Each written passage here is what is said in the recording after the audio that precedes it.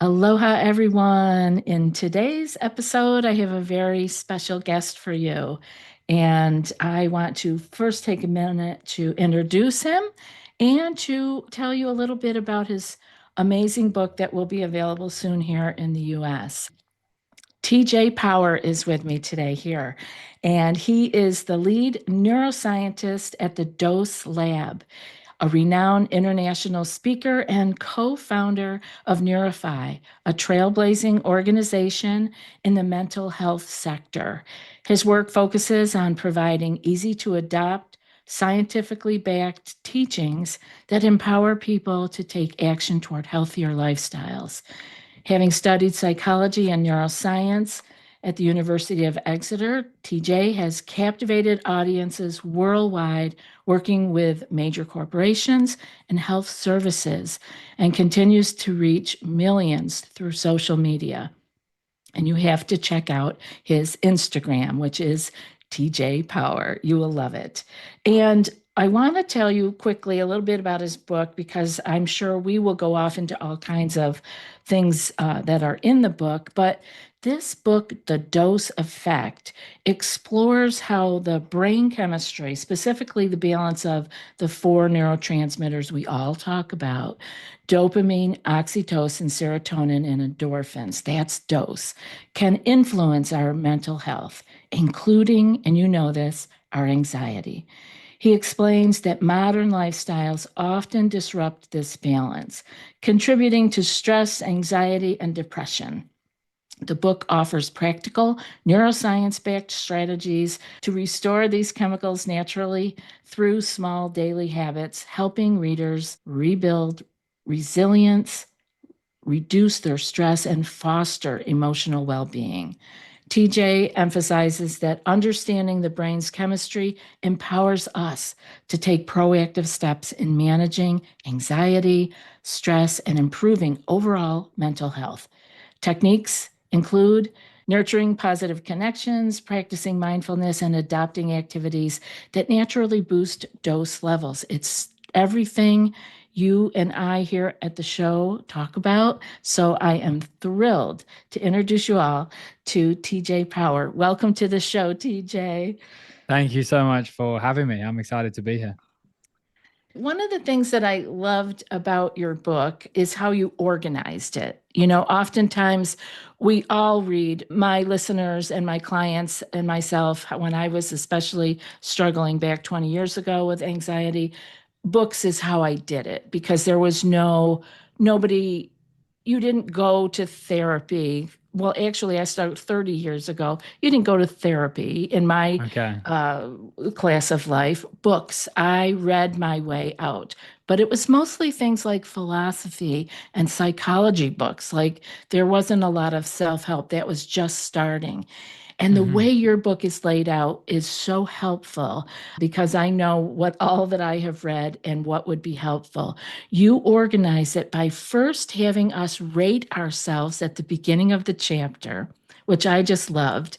And then at the end of the chapter, after you have thoroughly explained what's going on, you give us strategies and challenges that we can actually put into use immediately. It's such a beautiful book, and I hope that it will be a bestseller over here in the US. So, to get us started, one of the things I like to know about people, because I have share with my listeners, and this is how I live my life, that our challenges are often our greatest teachers. So, Mm. and they move us along in life. So, I'm kind of fascinated on how people get to where they are, such as you. And I wonder if you would share your journey of uncovering the dose effect with us so that we know a little bit about you. Yeah, definitely. Thank you. And thank you for your great explanation of what this book is all about and how accessible it actually is. That was a massive goal of mine. I know so many people have books on their shelves that they've bought because it looks really cool. It's like, yeah, I'm going to buy that one, but they might not necessarily finish. My whole goal and dream when I was writing this book was this is the book that everyone is going to finish because I want people to understand the whole idea. Hence why I laid it out how I did. In terms of my journey to this point, I grew up as a kid with like a few different kind of psychological challenges. I had a pretty severe OCD when I was really young, and that created a lot of kind of anxiety and fear in my brain around all the different intrusive thoughts and compulsive actions I had. I was still with that like a fairly happy kid. I then had a pretty complicated time between the ages of 16 and 21. Five people passed away in my family, which was a very heartbreaking experience, as you can imagine. And I was in a family that definitely liked the, as this book describes it, a kind of quick dopamine actions, being alcohol, particularly. And between the ages of 16 to 21, I got very into the world of alcohol. And I also developed a really interesting fascination with psychology and neuroscience at the same time. So I was in this kind of ironic place where I was damaging my brain whilst also studying how my brain was working. And at about the age of 22, I had reached a point where I'd really done quite a severe amount of damage to my mental health as a result of my lifestyle. And I started thinking, is there a way that I could get myself feeling good? I'd had a number of therapists throughout my life that hadn't necessarily worked for me personally. I think therapy is beautiful. I just don't know if it had fully solved the lifestyle I was living. And I had this massive realization on a walk one day that all these chemicals I'd been studying at university spelled out this word dose. And I thought, wow, that's so unusual. It spells the word dose, this acronym. And I was out on a walk without my phone. We'll come into how important those are. And when I was on this walk, thought, wow, everyone's like gonna know about this idea called dose. There must be a book called Dose, and there must be a company called Dose. When this idea came into my mind, I came home from that walk, and to my like shock, there was just nothing. There was no book, no company, no research lab. And I thought, wow, like there's such a fitting acronym for this concept. Yeah. And I then created for myself like a lifestyle plan with the idea of dose in mind as to how I could get my brain back into balance, how I could calm my anxiety, get myself more motivated, try and get my attention span to operate properly, get my relationships to be stronger because I'd kind of broken a few of those with my lifestyle. And I took myself on this journey for a number of months. It really seemed to rapidly change how I was feeling. I then thought, wow, I could do this with schools and universities and companies. And then that started about 4 or 5 years ago. And then it's been a crazy experience since then. Beautiful. Again, it's so powerful. It came out of your personal experience. Yeah, I think pain Yes. can be a big driver for people. As much as I would love to say, like, I built Dose just to help the world, if I'm honest, I built it because I was in a lot of pain. And it's a magical benefit that it's something that now can be shared with the world as well. And I believe it can help them a lot too. Absolutely. And I believe personally that is where it had to come from. It had to be that deeply important to you in order for you to stick with it because it's a lot of work. What you are doing, I know, and the way you are sharing in the world is a lot of work. And hat tip to you for sticking with it Thanks. because we need you. Thank you. So I wonder if you could talk a little bit about the dose framework and anxiety specifically. How do the imbalances of the dose chemicals contribute to anxiety? Because this is what most of my people are dealing with, along with other things in life too. But if we could hear a little bit about how the dose chemicals and how they are all panning out in our lives can contribute to our anxiety and stress. Yeah, definitely. So with this, anxiety is something I relate to massively. Even last week, I had a period of time where I was feeling pretty low and pretty anxious. So I relate to that experience very strongly. And effectively, with the study of neuroscience in general and these chemicals, these are really chemicals that are having a massive impact on our nervous system. So when you're studying neuroscience, you're not just studying the brain, you're also studying how our entire nervous system functions. With anxiety, we know that like a lot of fear is often taking place within the nervous system when the body is in that kind of state. The thoughts then can go very rapid, they can be very negative, they can be fearful, our hearts can beat faster, and so on. And effectively, with each of these chemicals, they evolved for hundreds of thousands of years to serve a function for human survival. So when we were out there in the wild and we needed one chemical to motivate us to do hard things, dopamine was there. We needed one chemical to connect us to the other humans and form social bonds in our tribes. We had oxytocin. Serotonin was motivating us to energize our body with nutrition and sunlight and sleep. And then endorphins was helping us cope with the physical aspect of life of having to run and hunt and be so like physically strong and mobile. And when each of these is out of balance, it sends a clear message to our brain that can make us feel uncomfortable as a way of trying to drive us to change our behavior.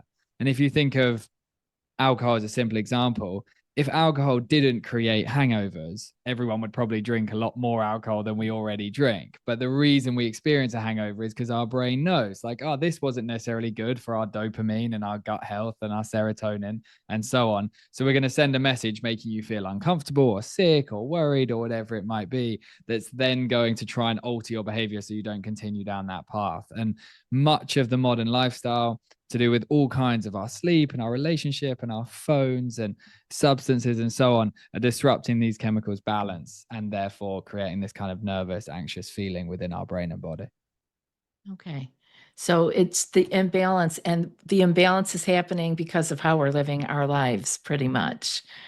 Yeah, Right. we just lived a very, very different experience of life for 300,000 years. We in our research lab study this thing called evolutionary mismatch, which is the idea Mm. that once upon a time humans lived outside, we woke up, we hunted for food, made fires, searched for fruit, had very small, close, intimate, connected groups. And that's what we did for 99.9% of human history. And then in the last sort of even just 30 years, we've moved to a lifestyle whereby we sit inside all day. Our nutrition has changed massively. Our phones are disrupting our lifestyle and relationships massively. And as a result, all these brain chemicals that are very adaptive for that kind of life are going, what the hell's going on? Things are changing. And then as a result, we're experiencing messages of anxiety or fear or stress and so on. Right. And so actually, if I hear you right, it's the messages.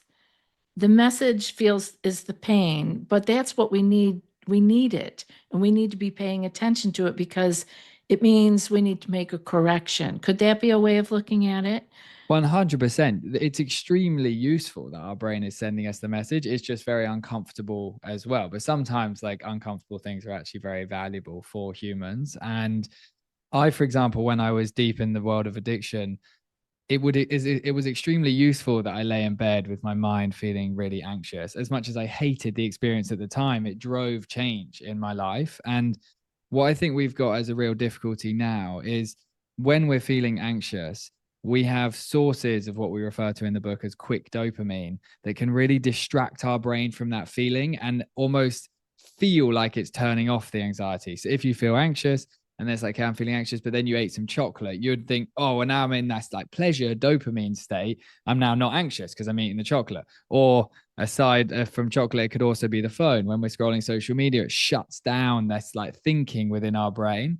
And whereby if you were anxious 50 years ago before the advent of these things, it might be that humans would have had to like be on a walk and go and really think through like what in my life is creating this feeling within me. But in our modern world, we have a lot of different distractions that mean we're ignoring some of the causes of these pains within our life. And hearing the guidance is extremely important, even though it's obviously very hard to hear. Yeah. Again, it's our teacher. It's trying to tell us what to do. So I guess that kind of moves us kind of nicely into the modern lifestyle because, as you Mhm. mentioned, this is all we're living like as relatively different beings than we have been for 99 point whatever. And I wonder if you can, give us an example of the hierarchy of our lifestyle, problems that are causing us to inadvertently, people aren't doing this on purpose. We don't know. Most people don't For know. sure. So, if we could, what is it that we might be able to pay attention to in our lifestyle to help us move more into the correction? Yeah, definitely. And that, what you said there, we don't necessarily know what we're doing. It's so important to recognize it's not our fault that this is happening. Like, we didn't all create the world we're living in, we've all just been born into it. We didn't create the food that gets offered to us, the phones that are in our hands, the lifestyle that's created in order for everyone to earn money through these computers and so on. So there's no judgment for these feelings, but there are steps we can take that can help. I really believe that the phone is a significant first step when we're looking at calming the anxiety, particularly the phone first thing in the morning. When our brain wakes first thing in the morning, it's very malleable, it's very like plasticky effectively. And it's very much designed that way so that evolutionarily, if we woke up in the middle of the night and we had a sound in the bushes or whatever it may be, our brain can act extremely fast when it first wakes in order to try and survive that given situation. When we wake up in the morning, in that more malleable state, if we head straight into the phone and we see chaotic political news that we're not happy about, or whatever it might be, news about war or something stressful in our family on WhatsApp or social media, in that initial state when we've just woken, that then primes our brain into quite like a fearful thinking pattern.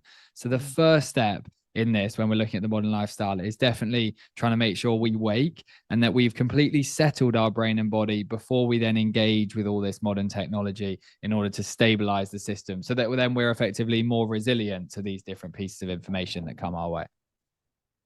Beautiful. The phone. Okay, first one.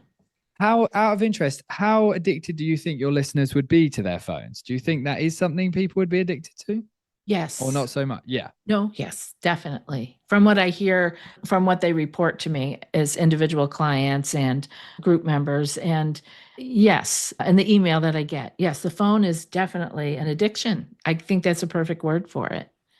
Well, I think a good way to understand whether you feel addicted to it is try and spend a significant proportion of time away from it and see how you feel. And there's this big documentary coming out in the UK at the moment where they banned smartphones in a school and they saw how these kids and teachers responded. They did 21 days without their phones. And when we went to the documentary, it was a few hours long. Everyone that went to this documentary this morning had to put their phones in a box before to try and live the experience just for a couple hours.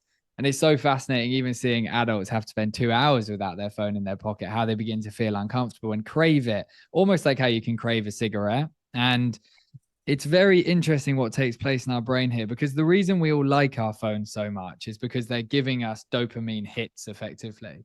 And Mm. originally, humans would have got a dopamine hit. For example, if you had been walking through a forest, you had a family to help survive and feed, and you're walking through a forest and you suddenly saw a banana tree, it'd be like, oh, nice. That would be a dopamine rewarding experience. Like, wow, we've got some food, or maybe some meat, or whatever it is. Something, some kind of source that would have helped our survival. Water, think tools that we could build with, food, and so on.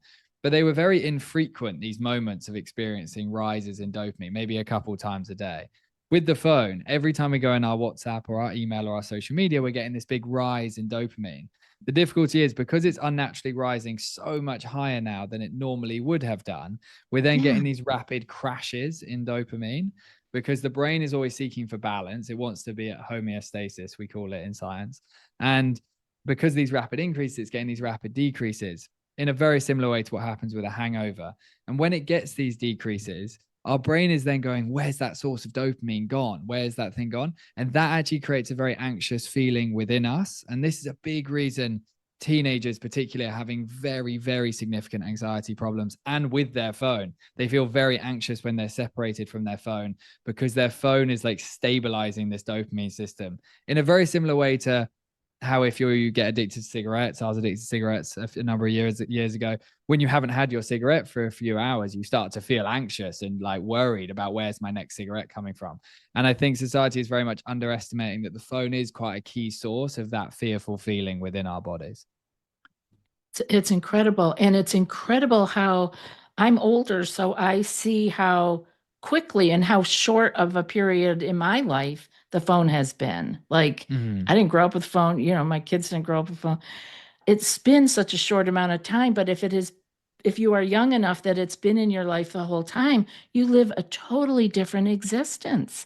And so your Definitely. brain chemistry is working differently. Like, I'm sure it's easier for me to put my phone away than a teenager because I've lived that. Because, back in the late 80s, not to give away my age or anything, but back in the late 80s, when my children were in elementary and middle school, a couple of mothers and I did a thing kind of like what people are probably doing in the school you were talking about with the phones. Yeah.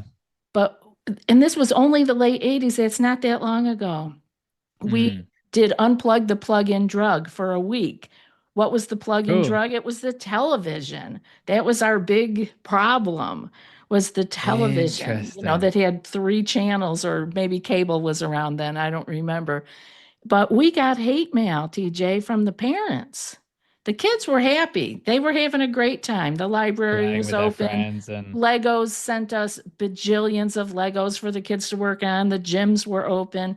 The parents, because they had to go along with what the kids were doing and they were not happy with it. So we all just seem to find these things in our life that, as you are explaining, help us to regulate, like we're mm, using it as a drug. Uh, definitely.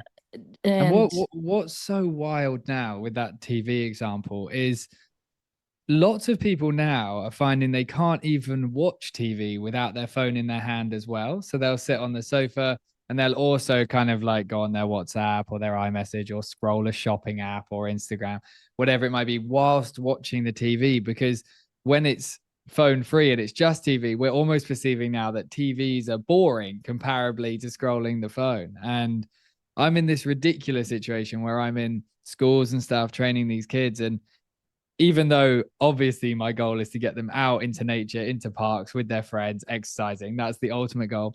If I could actually get a teenager to watch TV rather than scroll TikTok, that would actually be better for them, for their brain, because the TV isn't as stimulating, even though it's still obviously not the most amazing thing to do. So I'm in this situation now where just trying to simplify space from the phone specifically is actually so important, even if it was that you were going to watch TV in the evening.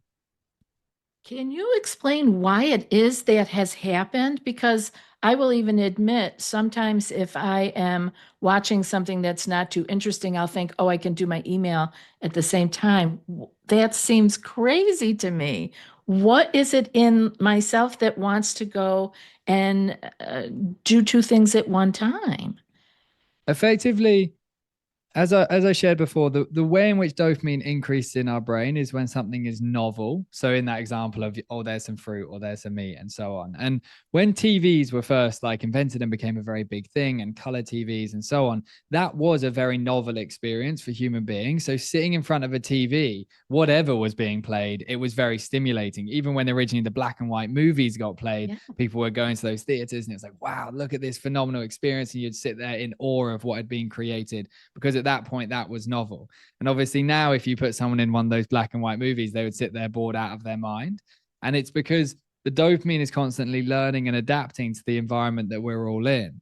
And whereas once that show you described there might have created a stimulation of dopamine for you, now because you've got used to it, it's no longer creating that stimulation. So we're needing to add things to get to that same point, which is why when you start drinking alcohol, a few drinks could get you feeling quite good. And then suddenly you need 5 or 6 drinks to get yourself feeling quite good, because you're building like tolerance to the dopamine effectively. And that's why people add like their cigarette and their alcohol together, because everything's about trying to, in our brain, maximize that feeling of pleasure. And it's something that we can rewind as well. We can spend time watching TV without our phones. And the more time we spend completely effectively bored, and boredom is like a big part of what we describe in the dose effect, where you are just like on a walk and you're just talking to yourself in your head, even if your thoughts like a little bit worried or whatever it may be, it's okay to be in those states where your brain is bored, because it's actually in those states that these systems and these chemicals are recharging. And it's very important that they get an opportunity to do so. Okay, so they will level back out again if we back off of the like ultra stimulation or Yeah, definitely, definitely. Like yes. if you say, for example, you took someone that was like really addicted to scrolling social media, and then they weren't allowed technology for a week, and they would like no technology, no TV, no laptop, no phone. And then after a week you said, if you want, you can sit and watch this movie, they would suddenly find that movie extremely enjoyable to watch, because they've just had a week of no stimulation. Whereas if you had offered them the movie when they're super addicted to social media, they would have said, that movie's too boring, I need social media. So very rapidly, what is providing an increase in dopamine can change within your brain. And it's just very important that we recognize and acknowledging as a society that things like overconsumption of sugar or overconsumption of social media, these are really, really big factors for why our brain is out of balance and potentially feeling more fearful and more worried and so on. Absolutely. And now, because dopamine is the big neurotransmitter of the day, I will say years Yeah, ago for it was sure. serotonin, and now we are at dopamine. But again, oxytocin being a very important one. Mhm. Again, I will date myself when I had my first child in the hospital in the early 80s. they would give us oxytocin, nasal oxytocin. So I Yeah, don't know if they were experimenting on us or what, but it was obviously maybe. they wanted mothers to bond, well with their babies. And as I guess some mothers have difficulty with that. So, but let's run through some of the other neurotransmitters that you talk about or neurochemicals, and just give us a little brief idea of how important they are in our life and where they affect us. Because, like I said, everybody's kind of hooked on dopamine right now.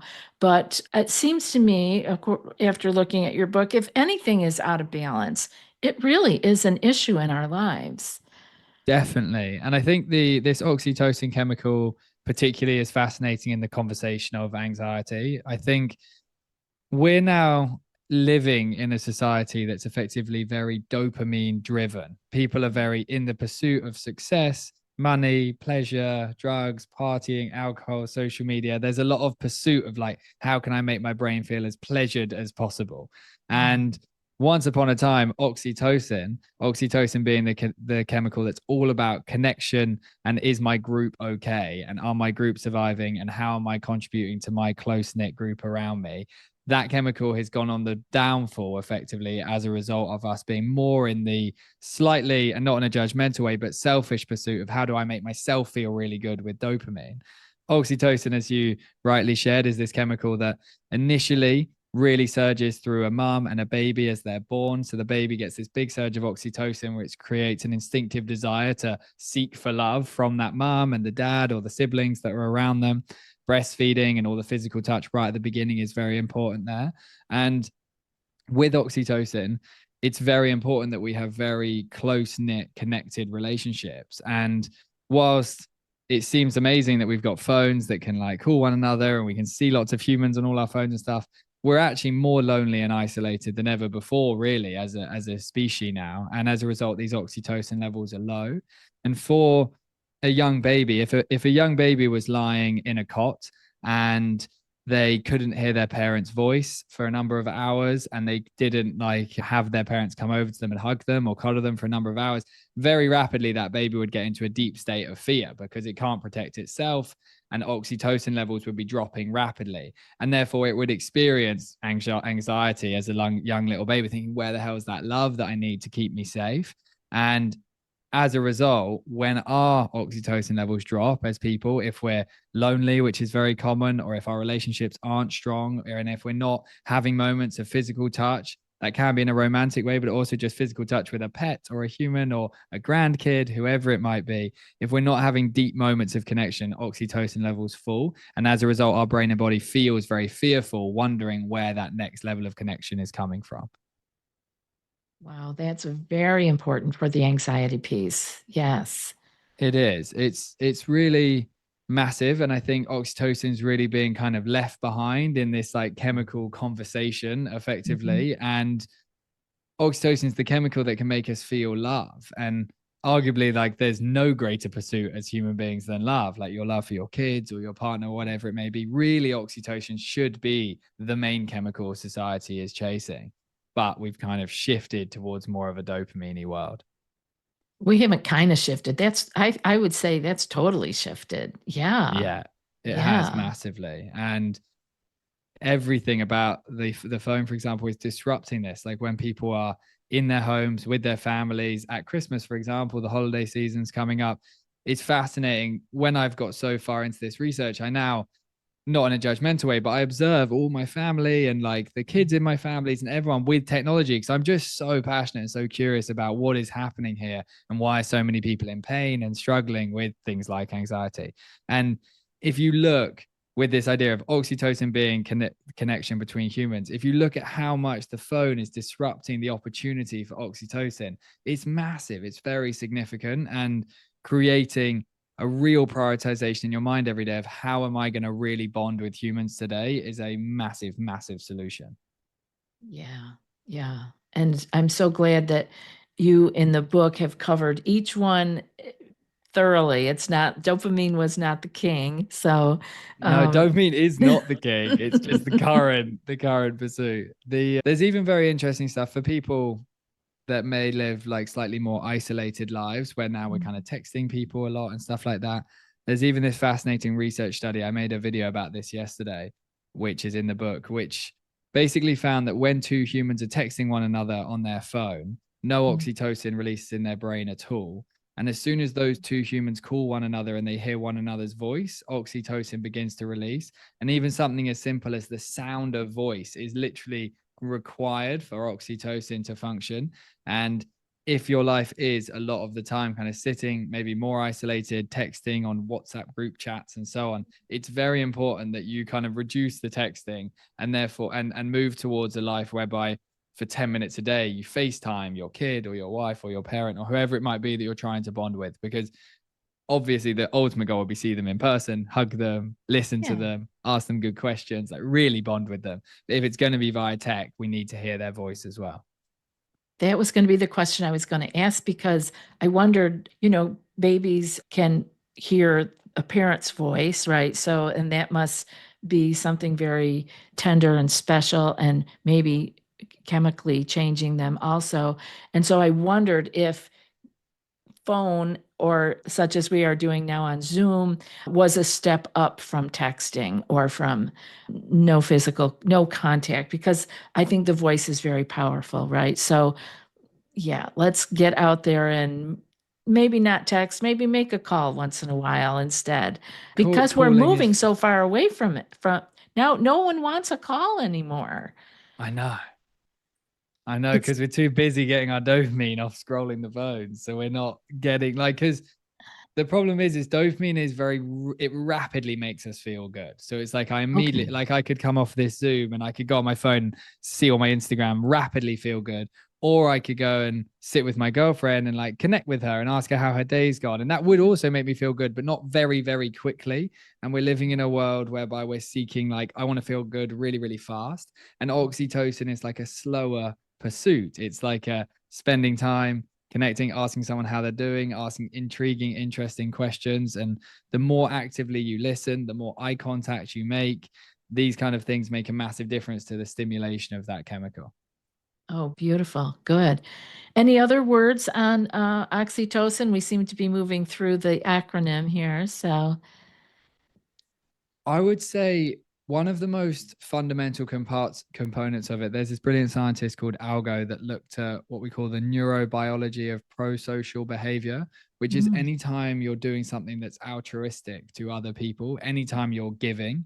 And we know as a species, like when you give, when you do nice things, it feels good. Like it's nice to serve others. And from a neurobiological point of view, it's oxytocin that's creating that feeling of reward of like, oh, it was nice when I did that nice thing for somebody else. And if you are someone struggling with anxiety, sometimes you can get very lost in your own mind, in your own thoughts. And one of the best ways to get out of your own mind is to effectively get into someone else's and help them with something and get out of your own way for a short period of time so your thoughts can rest. And every single day, whenever there's an opportunity where you can be of service, I think it's great to do so. There's even this brilliant psychologist from Yale University called Gillian Sandstrom. She looked at something called fleeting connections.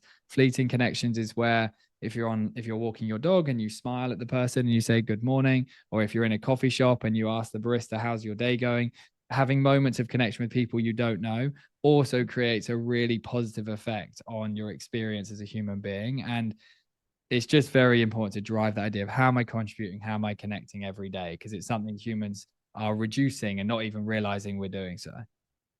yeah, and we are reducing that, and that seems very important to me. I live alone, and my children are not here with me on this island, so I don't, I find that I have little interactions that are just delightful. Like Oh, I have a nice. favorite coffee shop, and these are not people, they're not my best friends. They're not people I see anywhere else except at this one spot. But there's this lovely light connection where you can just tell people are being kind, you're having a human interaction.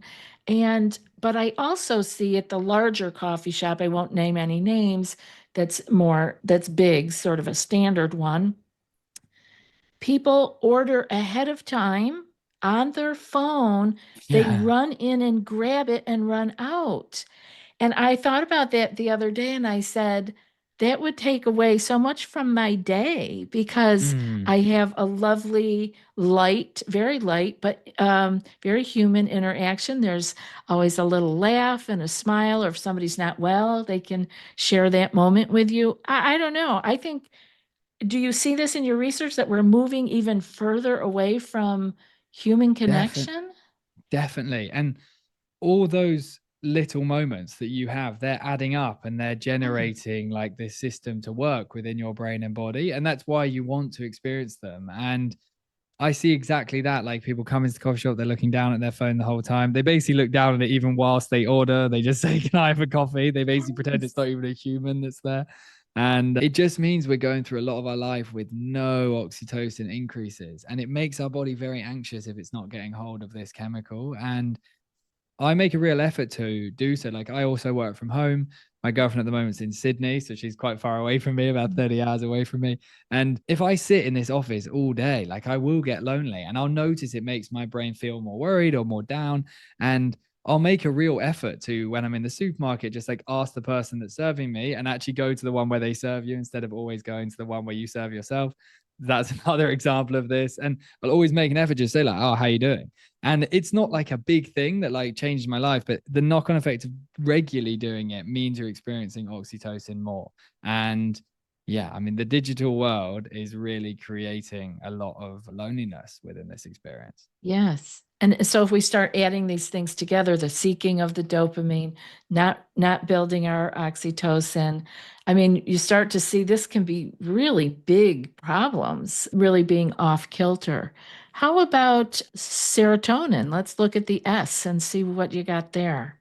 Yeah, so serotonin is fascinating. 90% of the serotonin is manufactured in our gut, in our stomach, which is very different.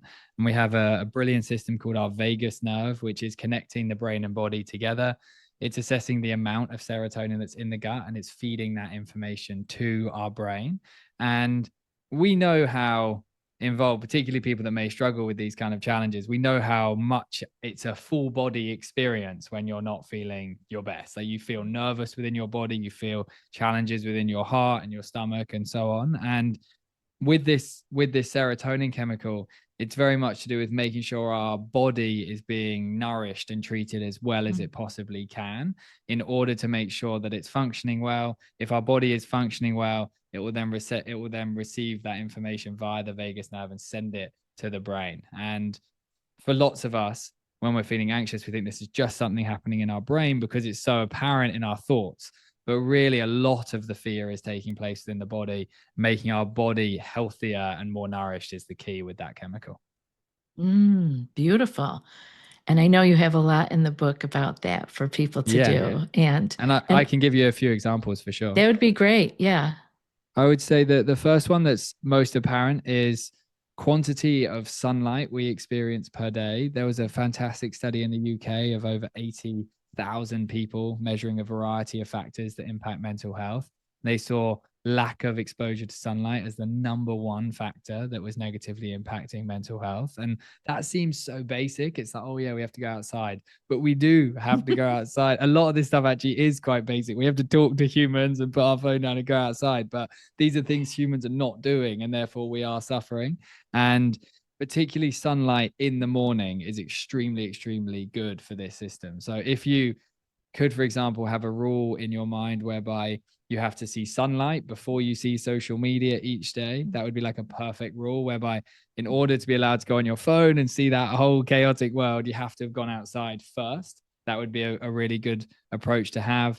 Other factors that will impact it, if you can be in sunlight and then it also be in nature. Nature is incredible for this chemical. There's this brilliant scientist called Jin Park in Japan that researched forests and their impact on this chemical. When we're in a forest, this chemical is very, very high functioning. And unsurprisingly, again, because our body is like, oh, this is my home. This is where I spent 300,000 years growing up. So it settles the nervous system. So I'd say sunlight, forest, and then anytime good nutrients are coming into our body. So anytime we're eating the fruits and the vegetables and the nuts and the meats and so on, the good nutrients feed that serotonin chemical and help it flourish. Beautiful. That's wonderful. Again, like I said, serotonin was hot for a while, but it wasn't hot in the right way because it was all drug related. And there is so much that we can do for our own serotonin levels without Can. being involved in drugs, and always start there first. Yeah. I think we're definitely there's no harm in getting sunlight and nature and eating good food. So definitely good to do those things. Get good sleep is also a factor. Those are a great place to start. If the medication is also useful to assist you, then that's a cool approach. Absolutely, but it is something that's intrinsic to us. So, we can always investigate that first. So, thank you for the serotonin piece. And let's end up here with the endorphins. Yeah, endorphins are really fascinating. They're a chemical I feel like humans have some understanding of. A lot of people immediately think about exercise when you hear endorphins. It's often the thing that comes to mind. And that is correct. Exercise is a big factor here.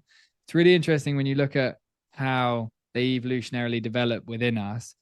The only really significant stress and anxiety and fear we would have experienced as a human being back as we were evolving was very related to either lack of resources regarding food, that would have been a very scary experience, or physical danger from an animal or a human that wanted to harm us in some way.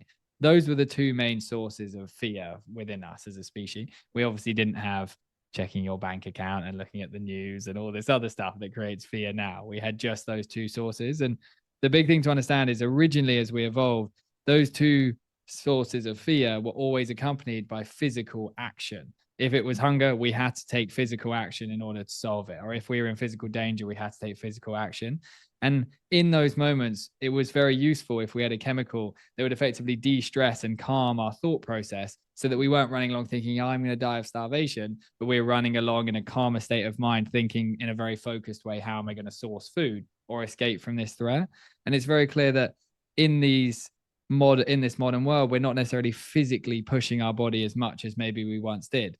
Even aside from hunter gatherers, even if you just went back 50 years or 100 years, life was a much, much more physical experience. Jobs were much more physical. Life wasn't sit at a desk and work behind a computer all day. Only with the advent of typewriters did that real seated lifestyle begin. And anytime we're physically moving our body, we're building endorphins, and they're here to calm our mind down effectively. So having a really conscious idea in your mind of how frequently am I walking or stretching, or if you can do any kind of additional exercise, swimming or cycling, anything like that, it's very important to pair together the idea of exercise and physical action itself can activate endorphins, and they're designed to de-stress your mind.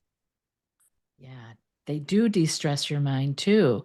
I'd never put this together before, but I noticed the few times I lived here that I had to evacuate for a tsunami. I used to live down very close to the ocean in a beach community. And so that you hear that alarm go off, it's very frightening. The police are out there saying you have to evacuate. So the fear is set off. But the interesting thing is, so much action was required for me to get out of danger, pack the car up, figure out where to go up the mountain, that there wasn't this residual. I would have thought, boy, that's enough to send you back to anxiety, Gina. That'll set you right off. But it didn't, because, and I'm feeling it had to be because I actually had to do something. I didn't have to just Definitely. think about it. I couldn't just lay there. So the things weren't just running through my body. I had to get up and move. And the endorphins were my friend. They They saved were. me. They And they would de-stressed me. literally have been like a physical chemical within your body that as the cortisol and the stress hormones were all firing and stuff and creating fear in that moment, they were there calming all of those, like effectively putting the fires out in order to make sure you could survive. And a lot of the time now, we're in such safety as humans. We know we have food and we know we have shelter if we're fortunate enough to have that. And as a result, we can just sit in the presence of our anxiety and not take action necessarily. And this is why like it is so good if you could in an anxious state like go and hike or do things like that occasionally. You get so many of these chemicals back into balance. If you were to hike with someone, for example, and do some kind of challenging exercise for you would be off your phone, you'd be connecting with a human being, you'd be out in nature getting sunlight and physically pushing your body. And these kind of experiences like hikes in pairs in nature, like we really need these basic things. And obviously when you describe that, hiking in nature with a friend without a phone. That's just what we did for 300,000 years. We just hiked in nature with our friends without phones. And like, we really need to return these simple actions to our lives. Wow. Yes, that's amazing. It's so clear when you lay it out, TJ. It's so clear and it's not complicated.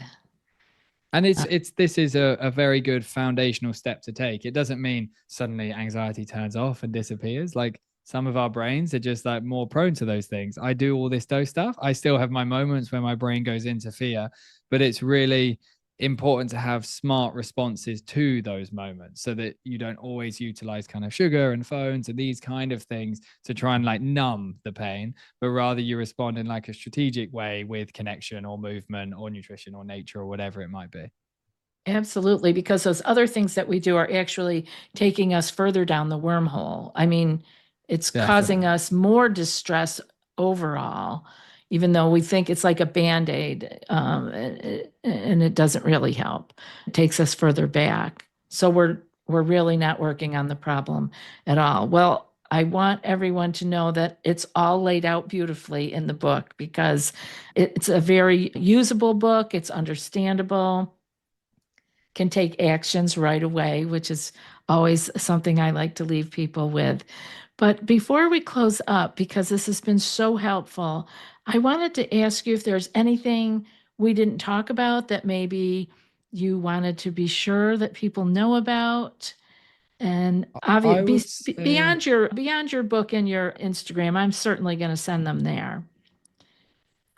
I think the only other action, particularly with this anxiety conversation, I'd love people to consider is this thing called the physiological sigh. I don't know if you've come across this Oh, physiological yes, I sigh. do know it, but I'd love to have you explain it to them.